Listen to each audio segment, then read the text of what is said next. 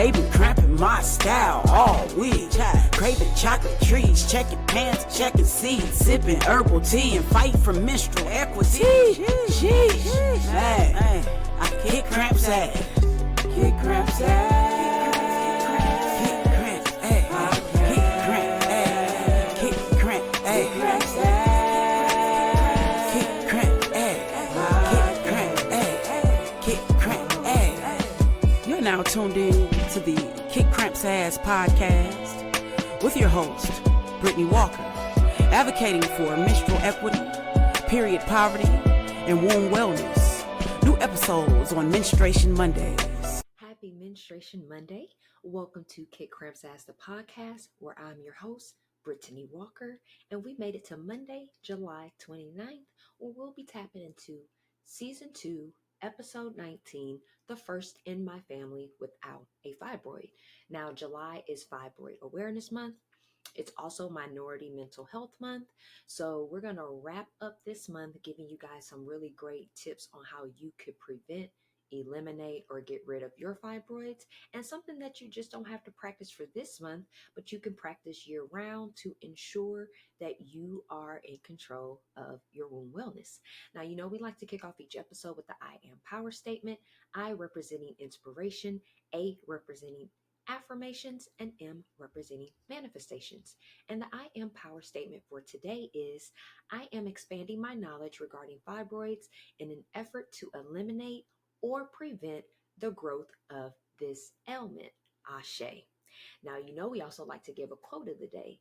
So in order for things to change, we must first be willing to let go of our old ways. And that's by Ken Keyes Jr. So in other words, in order for us to evolve, in order for us to transcend into our best selves, transform into who we are meant to be, it's going to take some mind shifting. You're going to have to change your ways, things that you might have been comfortable doing for days, months, or even years. Some of those things you might have to let go of in order to truly evolve into your best self. All right, guys. Now we're going to go ahead and take a sip of this good old cramp elixir, and we're going to head over to this commercial break, and we'll be right back with you. Have you tried our bestseller, the cramp elixir?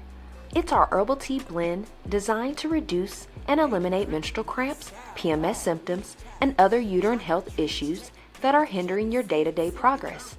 Our elixir may decrease inflammation, reduce stress and anxiety, regulate blood flow, balance your mood, and it can kick cramps ass. It includes a variety of herbs including hibiscus, red raspberry leaf, calendula, motherwort, ashwagandha, plus more. Head over to kickcrampsass.org and grab yours today. Now, back to the show. Welcome back from that commercial break. We hope that you guys enjoyed it. Now, as we wrap up Fibroid Awareness Month, we want to provide applicable data to combat this ailment year round. Now, fibroids are super common in my family. However, I don't have any. Now, I was originally diagnosed with ovarian cystitis when I was 19. I kept getting these really, really sharp pains. I was being told that maybe you're constipated, maybe it's gas. I had already been diagnosed with irritable bowel syndrome at that time, IBS. So they thought that it might have been in relation to that. But it just kept happening and the pain kept getting worse. At the time, I was living in Houston, Texas. So had the opportunity to research the top OBGYNs in the state. And it just so happened that the number 3 OBGYN at that time was actually in Houston and was accepting new patients. So I was able to go see her. We found out that I actually had different cysts growing on my ovaries in different sizes. And so we did various methods to try to get rid of it. We had pain medications. We ended up doing like a laparoscopy. One of them ended up bursting. It was just a lot to deal with. And not until several years later, I was able to shift my mind, do my own research, and figure out things that could be hindering my womb and the other health diagnoses I had going on at that time. And I was actually still experiencing cysts up until 2020. But then once I gave up alcohol, I have not had any issues in regards to those cysts growing back. So once I started developing those, it led me to see, like, this is something I don't want to deal with. This is something I'm not going to deal with. And the people in my family have made it so common, like, oh, we all get it. It's going to be okay. The same thing about your cycles. Like, oh, we all bleed heavy. We all have cramps. We all going to have mood swings and PMS symptoms. That's normal. And really, it's not normal. And then once I started researching more about fibroids and realizing how many menstruators actually suffer from fibroids globally, I'm like, okay, so we have all these individuals talking about advocacy. Let's figure out research and let's do this and let's do that. Or, hey, just take this medication or just get this surgery and that will resolve your fibroids. When in all, we really need to be researching the root cause of these issues. And when I did my research on root causes, I was able to link these fibroids coming from the food that you're eating, the beverages that you're drinking, the amount of stress and anxiety that you take on, and so on and so forth. But we're going to talk more about symptoms in just a moment. Now, since society has made it so common for menstruators to have fibroids, I think it is an important goal that we should have globally to figure out how to reverse, eliminate, or prevent them versus just putting a bandage over the issue and just giving you a way to manage the issue. Now, the average individual does not realize that they have fibroids until they're in between the 30s or their 50s, and it could have been something they've been dealing with literally since they started menstruating in their teens. So we don't want to deal with this for 3, 4, 5 decades. So let's go ahead and start working on practical techniques that can truly help and assist us with preventing and eliminating them. Now, potential symptoms. If you're experiencing any of these symptoms that we list, we advise to definitely go see your OBGYN, request for an ultrasound, and get additional information. If you don't like the response of your doctor, if you feel uncomfortable in what they're telling you, if you don't understand what's going on, feel free to go get a second opinion. And we also advocate for you to research for yourself, to look into these things. And you'll have a doctor tell you, don't look into Google, don't Google this, don't Google that. But you can actually Google and find legitimate research, not just these .com websites or these blogs and things of that sort, but coming from .orgs, .govs, actual researchers, actual scientists, actual philosophers that are actually trying to get information on how they can truly help you. And we have a lot of the research articles on our website through our resource center that gives you holistic approaches and studies that have proven holistic techniques truly do work with preventing and eliminating fibroids. All right, guys. So not all those who have fibroids will experience them. And that's another issue that I say with this diagnosis, is because you might have this issue and you might not be diagnosed for 10 or 20 years away from when you originally spoke to your doctor about it. That's why it's very, very important to have a doctor that is representative of who you are. So if you prefer a woman, if you prefer a person of color, if you prefer somebody that has your diagnosis or previously had your diagnosis, these are things that you can research and look into. And I always will advocate for that, just because I've had the issue that my first OBGYN was actually a male. And although he was a person of color, he also told me the first time meeting him that he thought I had HPV and that I needed to get this vaccination and I had all these issues. And I'm 19 and like freaking out, right? I'm like, HPV, isn't that like a type of cancer? Isn't that something that you can't get rid of?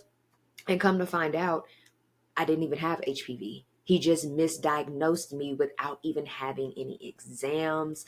I had an exam, but not having like the results from the exams come back and to give me that information. And from that point on, I knew that I had to only work with somebody that made me feel comfortable, that actually had a wound themselves, and that can give me legitimate information and not things that are more common. And again, this is back in 2005. So in 2005, HPV really wasn't as prevalent as it is now, 20 years later. So things, again, just to be mindful of.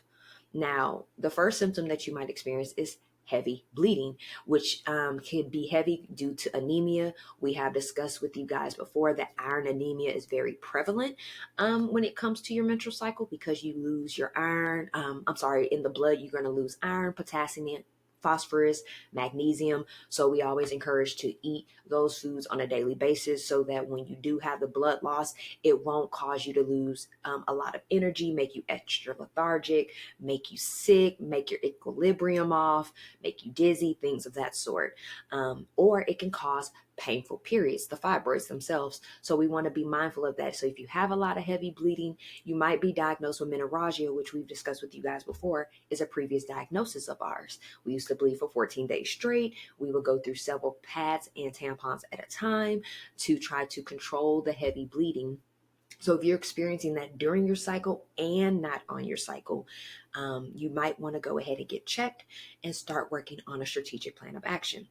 Now, feeling a fullness in the pelvic area and your lower stomach area, so that's the area that's right below your belly button going into your actual hips. You might feel like a heaviness, like maybe everything just feels like 20 pounds is down there, or like you're holding a weighted blanket on your hips or whatnot. So if you're feeling that heaviness happening more frequently, especially when you sit down, when you get up, as you're trying to walk and move, and you just feel that your bottom half of your body is heavier than normal, then you might want to go ahead and get checked out.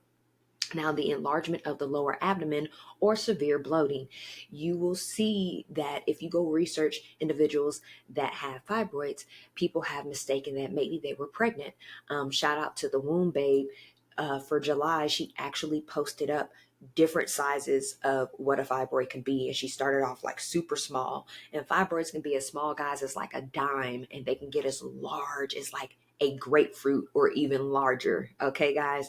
And if you think about that, having something that big inside of you is almost to the equivalent of carrying a baby. So it can bring a lot of excess bloating throughout the month, even when you're not in your actual menstruation phase, but just throughout the actual menstrual cycle journey. All right, so something to be mindful of. Frequent urination. If you notice that you're going to the bathroom frequently, and this is not because you're drinking a lot of water in the day, you're hitting your minimum of 8 cups in a day, you're 64 ounces, but let's say that you're not drinking as much water, you're not hydrating yourself as much, but you're noticing that you're just going to the bathroom frequently. That is something that you may want to consider. Also, paying attention to the color of your urine, the smell of your urine, that plays a part as well. All right, guys. Now, pain during sex. This is one of the biggest symptoms that a menstruator can experience when they actually have fibroids. So when they're actually having penetration, it could be very painful. It could be uncomfortable. It can actually, in the midst of you having sex, you might not have any discomfort, but then afterwards you might have extreme pain, sharpness in your side. It feels like gas filling up in your area. You might notice that you start bloating out of nowhere. Another thing that you may experience with fibroids is vaginismus, which is when your vagina contracts or has spasms, and it causes those muscles to get the vagina to close. So that's something that you'll hear people say, oh, well, most virgins experience this, or people that are heavy in their religion, and it could be the subconscious anxiety or stress pushed in the back of their heads to remain virgins until they're married, things of that sort. So that stress and trauma can cause your vagina muscles to contract or have spasms. Now, this could be for heterosexual couples or even homosexual couples. If you're using toys, things of that sort, these are things that we need to be mindful of. So if you are experiencing any discomfort in any type of way, this is something that needs to be discussed.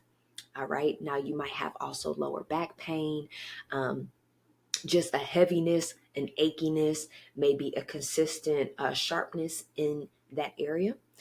And also complications with pregnancies. You'll hear that during pregnancy or labor, that individuals with fibroids have issues. Individuals that have fibroids are also more than likely to have a cesarean or a C-section instead of having a natural vaginal birth. Because of the fibroids, it might be so large or expanding your ovaries, or it can have a adverse effect on the uterus or the fallopian tubes themselves. So a C-section may be warranted. And then lastly, any type of reproductive issue. So infertility might be a thing. You'll hear a lot of individuals that want to get pregnant. They've been trying, and they can't get pregnant. And they might be told that it's because of the fibroids that they have. So we want to be mindful of that, or any other type of uterine ailment can also affect these things. I know individuals who have had fibroids and endometriosis, PCOS and fibroids, things of that sort. So we want to be mindful. All right, guys. Now let's get into current statistics. Now, with the Office of Women's Health back in 2022, they were able to do research and figure out that between 20 and 80% of people with a uterus develop fibroids, and with the highest prevalence in menstruators between the ages of 30 and 50, and also menstruators of color, with Black menstruators being more likely to develop fibroids than Caucasian menstruators. And those people of color happen to develop them earlier in life. So this is why I always will advocate and preach for do your own research. It's a reason why it's happening with people of color. It's a reason why it's happening earlier with people of color. And it could be because of the food that we eat. It could be the beverages that we can only afford. It could be the lack of menstrual education, the lack of knowledge, the lack of dependable and reliable and sustainable menstrual hygiene products. It could be the lack of sexual education and sexual hygiene. So we want to be mindful of those things. And that's where menstrual equity, period poverty, and all those things come into play, on the reason why we advocate to educate you on holistic approaches on how you can not only regulate your menstrual cycle journey, but help to prevent and eliminate any uterine ailments that are associated with affecting the menstrual cycle journey. All right, guys. Now, the military health system in 2024, we had some researchers go in and take a look at all the different service members within the United States military. Now, this is not only the ones that are stationed in the United States, they could be stationed overseas, but just as long as they're employed with the U.S. military, then that is that. And now we have the Army, we have the Navy, we have the Marines, we have the Air Force, we have the National Guard, and we now have the new Space Force. So a lot of different individuals, and we're talking about millions at this point. All right. People think it's just thousands. No, it's a lot of individuals that serve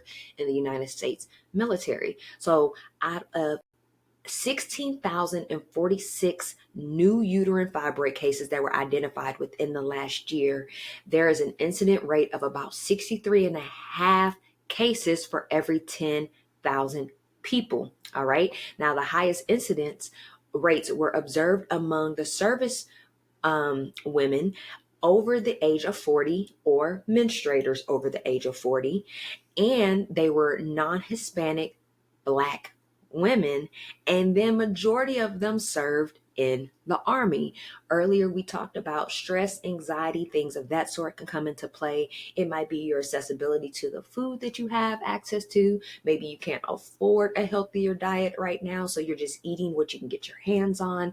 It could be that, hey, you've been partying with your friends every weekend and you're drinking and you're having a good time, but all of these factors can actually play into you having fibroids. So I know that was a mouthful of information to go ahead and get us started. So we're going to go ahead and take a quick break, and we'll be right back with you. Now, navigating to our resource center, we want to give you guys access to all these complimentary resources that we have available for you. We have our blog, book suggestions, our menstrual blood chart, exercise moves to kick cramps ass. We have recipes. We have reports. We have research studies that helps to prove how holistic approaches assist with achieving wound wellness. We have wellness tips.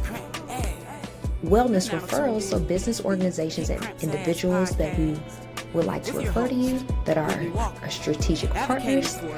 Wound terminology, maybe there's some wound options that you're not aware of. This can help you out. And lastly, yoga moves to help you kick cramps ass. Feel free to take advantage of this complimentary resource. All right, guys, now back to the show. All right, guys, welcome back from that commercial break. We hope that you enjoyed it. Now let's get into some tips for holistically healing, preventing, and eliminating fibroids. First tip is going to be a whole nutritious diet with a variety of colors and all the food groups. So we want to be mindful, macronutrients, those are our proteins, our carbohydrates, our fats, and our water. We need those in abundance. That's why they're macronutrients. But we want to be mindful of plant protein and not protein that's produced in a manufacturer, not protein that's injected with steroids and chemicals and toxins and GMOs and all these things to give it shelf life or life longevity. We want to be mindful of having plant proteins directly from the earth that's going to give you the actual protein that you need and not a synthetic form of that protein. You have to be mindful. We talked about earlier about iron anemia, how it's so prevalent, but with the world's largest deficiency, which we have in our book, NNG's Formula to Kick Cramps Ass. We also have talked about it in past episodes as well. How is it that iron is the world's leading deficiency and you can get it through all meat sources, but it's still a deficiency? That's because it's a synthetic form that's being injected into the meat that's not giving you the proper iron that your body needs. And you'll hear people say, well, plant iron is non-hem and we need hem iron. Well, it's not that non-hem is bad. It's just that non-hem might take longer to absorb. So you need to collaborate it or add it with vitamin D, which is from the sun. You need to make sure that you have vitamin C sources in your body. You want to make sure you have calcium sources in your body. You want to make sure you have copper sources in your body. And those options will help the body to thoroughly digest and absorb the non-hem irons in those plant sources, all right?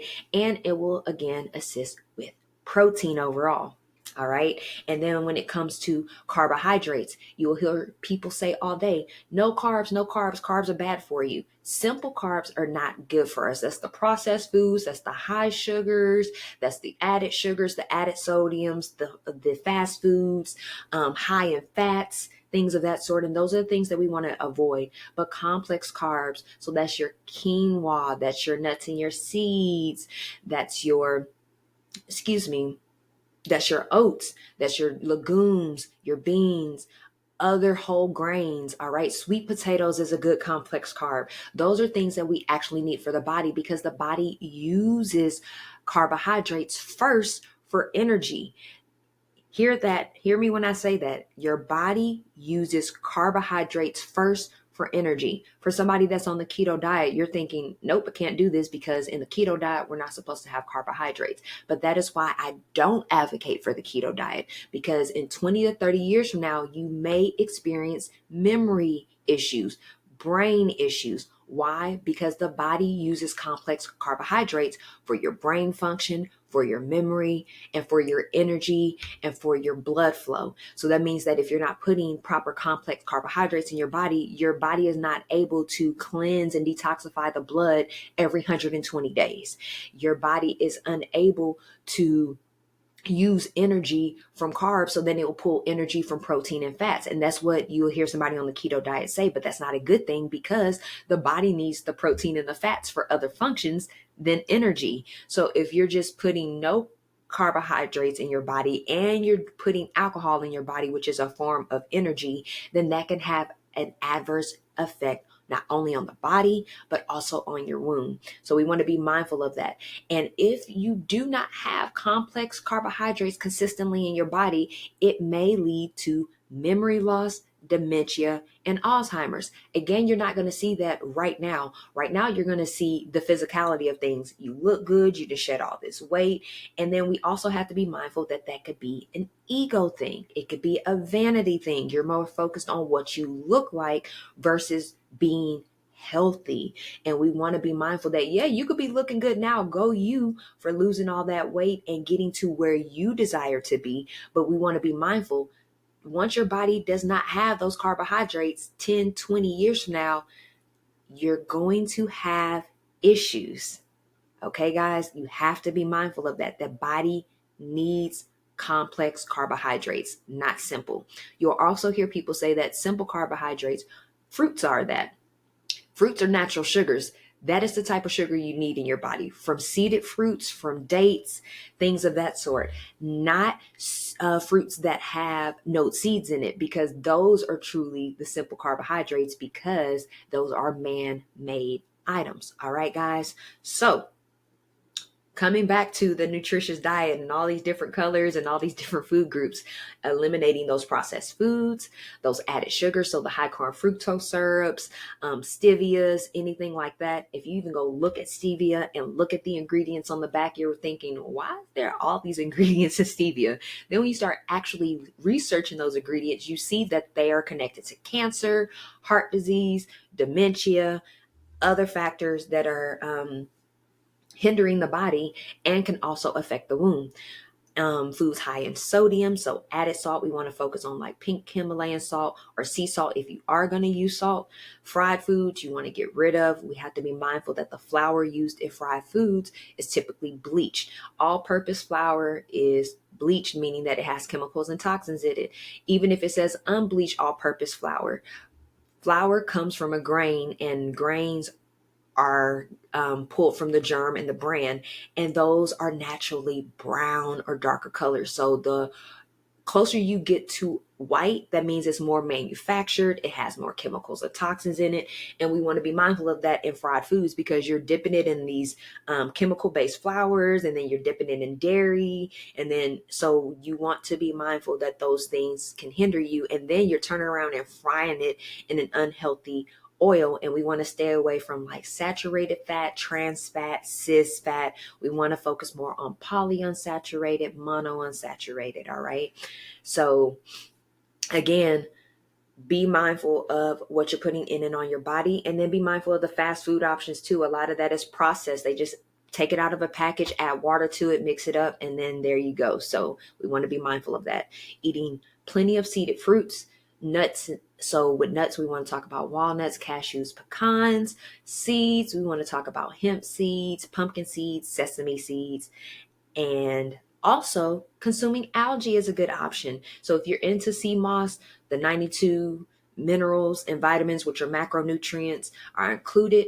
However, you also can try other forms of algae, and this will be very helpful for those of you who are on a plant-based diet, because this is another way that you can get your actual B12. People always say, well, when you're vegan, how do you get your B12 if you're not eating meat? You go eat algae. That's where you get your B12 from, your natural B12. Now, you can get B12 from nutritional yeast, but we have to be mindful that nutritional yeast is still manufactured. So to get the whole nutritious form of B12, it's going to be from algae. So spirulina, moringa, chlorella, get some of that, sprinkle it into a smoothie, a drink, your food, and it can be helpful. You can also add these items to your toiletries, your household products, things that you use like your moisturizer, your face products, things of that sort, and that could be helpful. Also, lastly, with this first tip with the nutritious diet is incorporating the womb-friendly herbs. So red raspberry leaf, hibiscus, motherwort, mugwort, calendula, nettles, chaste, all of the above, all the things that we have talked to you about before, ashwagandha, things of that sort. Very helpful for the womb and will help combat the uterine ailments. So having these in herbal teas, you can cook with them. You can make tinctures. You can also, and when I say tincture, like make it into where you can put like drops under your tongue if you want to, put it in your hair, put it on your face, rub it on your skin, things of that sort. Very helpful for you. Now, our second holistic tip is removing alcohol from your diet. We mentioned earlier, although alcohol does provide energy for the body, it also provides empty calories, added sugar, added chemicals, and added toxins to the body. So yes, we know that people will drink when they want to celebrate. They drink when they're happy. They drink when they're sad, when they're mad, when they're upset, when they're going through a breakup, when they're celebrating a wedding. You know, drinking comes in handy. Being from the South, alcohol was incorporated into every event that I grew up going to, every party, family reunion, a baby shower, you name it. There was alcohol included. So we want to be mindful that alcohol is not friendly for the womb, and it is a direct correlation with fibroids, endometriosis, heavy period cramps, heavy bleeding. It just is not good for the body. You'll find individuals who may want to drink wine while they're on their cycle because people say it helps them relax, but then they might realize that their cramps get worse, or they might start bleeding a little heavier. They might have a hormonal imbalance and have a mood swing and don't realize it, and it's because of that chemical and that toxin that you're adding into your body. Now, the next tip is using all natural and organic menstrual products free of chemicals and toxins. So we talk about the PFAs, these forever chemicals, formaldehyde. You're thinking, wait, formaldehyde? Yes, the formaldehyde that they put in bodies when people die to preserve their bodies for the funerals and things of that sort. Yes, a lot of period products and household products have formaldehyde in them. That's why I'm not a big fan of promoting tampons, because tampons can lead to toxic shock syndrome, or using certain brands that I just don't care for anymore. Always Tampax, things of that sort. And it's not me bashing these brands. You can go do your own research and see that they have these forever chemicals in their products and they keep selling them. And people wonder why they keep having issues. Is because you can't have your body sitting or absorbing chemicals like that consistently. You're on your cycle roughly 5 to 7 days, right? And so each month you are taking 4 to 5 days of just having those chemicals just sitting, and your body's just absorbing that chemical. That's not going to be good. All right, guys. Now, with these chemicals, we want to be mindful. Toiletries, household products as well. So toilet paper, deodorant, toothpaste, your laundry detergent, what you're wiping down your cabinets with, what you're washing your dishes with. All of these products contribute to our body. Also being mindful of the clothes that you wear, polyester and nylon. There's been a lot of research lately discussing the amount of chemicals in polyester and nylon because of how they recycle the ingredients to ensure that they're healthy or they're clean enough to sell. I don't want to use the word healthy because they're not healthy, of course, but things that you want to be mindful of. If your skin is the biggest organ in your body and you have clothes on majority of the day and your body's just absorbing those chemicals, traces of those chemicals over time can develop into other ailments in the body. Our next tip is going to be practicing safe sexual methods and remaining hygienic in your activities. We're all about having fun. Go have your fun. I know this is primarily, my audience is adults, so I'm always going to promote having safe sex. If you choose to have more than one partner, just be hygienic in what you do and ensure that your partner is hygienic, because those things come into play when it comes to your uterine health. I just want to use the example of something I didn't think about when I was younger, but being somebody that used to like to party and go to the club, I have told you guys that I'm a former drug addict and a former alcoholic. So think about, you're putting all these chemicals into your body. And so then you have all that going on, and then you go out to the club. And so you're dancing, you're sweating, you're having a good time, you're drinking, you're laughing. So that's bacteria and stuff coming in and out your mouth. You take a shot with somebody, maybe your best friend has a drink that you didn't try before and you taste her drink. So now you're transferring bacteria. You're touching people, you're bumping into people while you're walking through the club, things of that sort, things that people just don't think about. And then let's say you find somebody, you decide to go home with that person, or maybe you and your partner go home and y'all engage in sexual activities after the club, but now you're sweaty. You haven't brushed your teeth in a while. You might have eaten something in between that time. You might have smoked something in between that time. Just all these different factors now playing in on how your hygiene has been affected. So I always recommend to take a bath if you can, or take a shower if you can beforehand. Try to make sure washing your hands, that plays a major role. And this can be whether you're with a partner or if you're masturbating or if you're using toys. Cleanliness is so important because bacteria grows so quickly based off of time and temperature. So if it's super cold, bacteria is still going to grow, but not as fast. But with it being summertime right now, in Vegas, it's 117 degrees. Bacteria is growing so quickly. And then as time goes on, you're multiplying, and it's just multiplying. And what you think might have like just a little bacteria on, easily in a couple of hours can multiply times a million. So you want to be mindful of those things, and those things can hinder your body. Also on energy, what you allow in and out your body is very important. What you allow around you is important. So if you are engaging in sexual activity with somebody that is low vibrational, toxic, a negative person, you're allowing those energies into your body, and your womb, unfortunately, can be affected by energy, and that's proven by metaphysics. So we want to be mindful of those things. Another tip is reducing your caffeine intake. I know first thing in the morning, some of you want to make your coffee.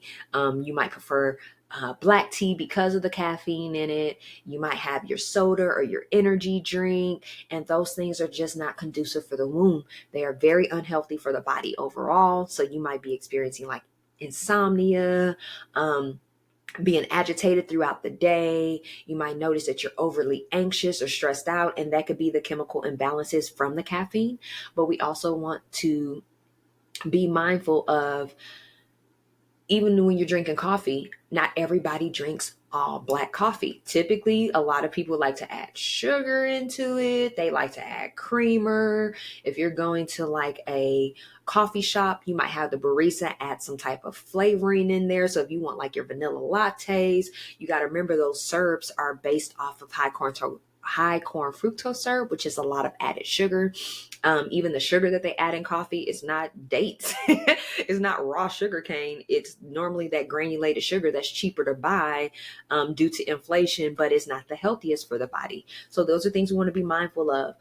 Also, we're talking about coffee creamers. In our episode last week, we talked about coffee creamers being there are ingredients that are being banned in the United States currently. There are bills that are being introduced. There are laws that have been passed, and there are other countries that have banned ingredients that are actually in coffee creamer because it can lead to terrible reproductive issues. So those are things that we just want to be mindful of. All right, guys. Now, decreasing stress and anxiety. That's going to be our next tip. We've talked about this a couple of times already throughout this episode, but it is extremely important to have a sense of control over your stress and anxiety. If you feel like you're unable to do that on your own, we recommend seeking professional help, meaning going to talk to a therapist, a counselor, a psychologist, whatever's going to help you. But reducing your stress and anxiety is pivotal when getting rid of your fibroids. When you realize the distractions that are affecting you, when you realize things that are no longer invaluable, once you start setting applicable boundaries, you will start noticing that you have more of control over your stress and anxiety. Even coming up with activities that you could do. When you start noticing, like let's say you're at work and you have that one coworker or that one boss that just really pisses you off, then you might need to come up with some techniques and methods that work for you that are pragmatic, i.e., for example, doing breath work, maybe taking 2 minutes to do breath work to yourself, going into the bathroom stall. If you have an office, shut your door. If you're in a cubicle, making space for yourself. However, breath work is good. Journaling, exercising, thinking about ways to help reduce stress, taking a bath soak, going for a run, reading your favorite book. You have to figure out what helps you reduce stress and anxiety. I even know people that like to cook. That helps them reduce stress and anxiety. Being with their kids and spending quality time can help reduce stress and anxiety. So just figure out what works for you, preferably something that you could do on your own. That way you don't have to be dependent of other people when this happens, because those people might not always be there when you need to participate in these techniques. So be mindful of that. Our next tip is staying hydrated. Having a minimum of 8 cups of water a day, or 64 ounces, is very, very pertinent in getting rid of fibroids. Now, I know 8 cups of water sounds like a lot, and that's 8 cups of 8 ounces. That's where we get the 64 ounces from. Now, when you have a traditional water bottle, the traditional one, the 15.9 ounces that you can get from like the store, or when you buy like the pack of water from the grocery store, and it's the individual ones, those are typically the 15.9 ounce bottles.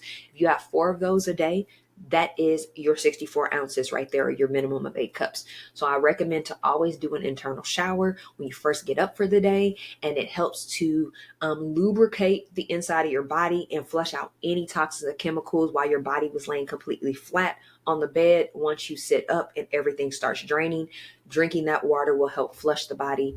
If you want to add some extra, ginger, turmeric, cinnamon, a little bit of herbs or something that can help you do even more cleansing, by all means, do your thing. If you want to put some aloe vera in there, it's going to be a little bitter, but it will get you all cleansed out on the inside.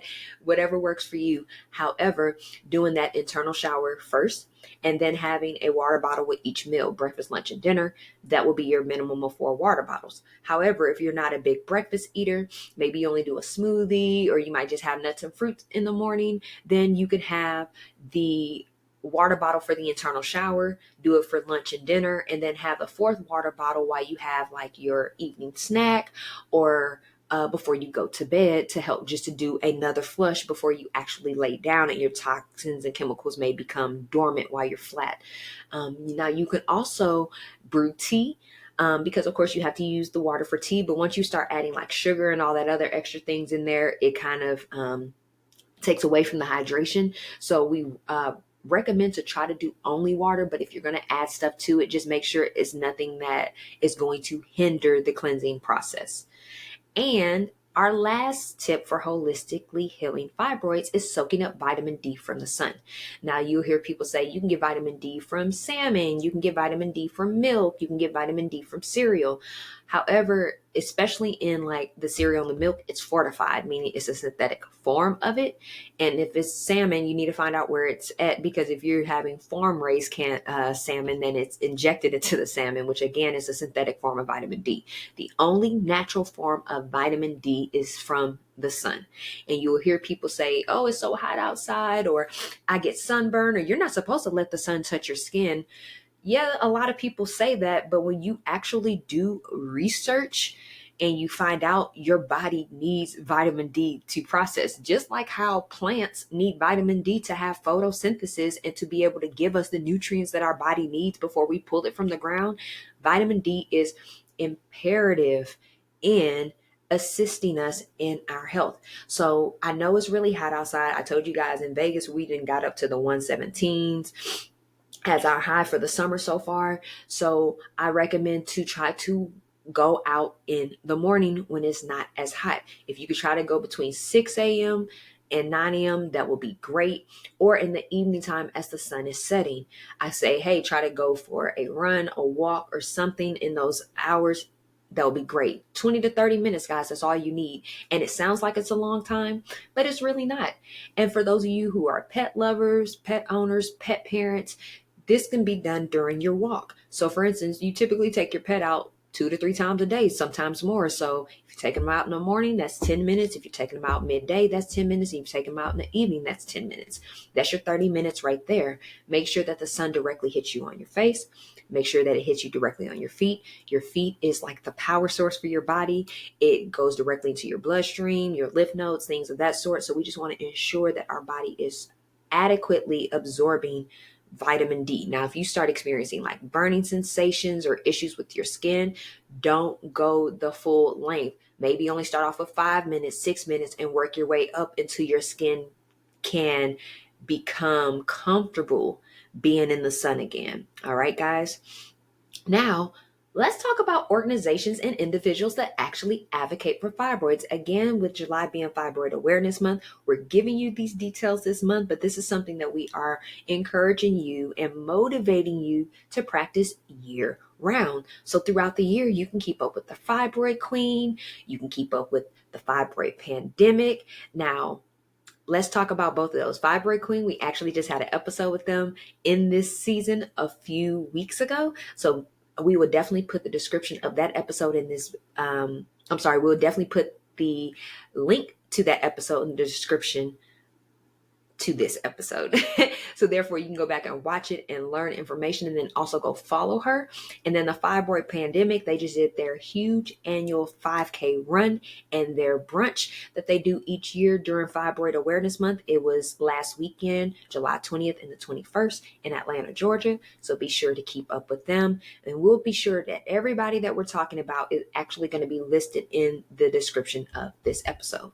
We also have the Fibroid Foundation.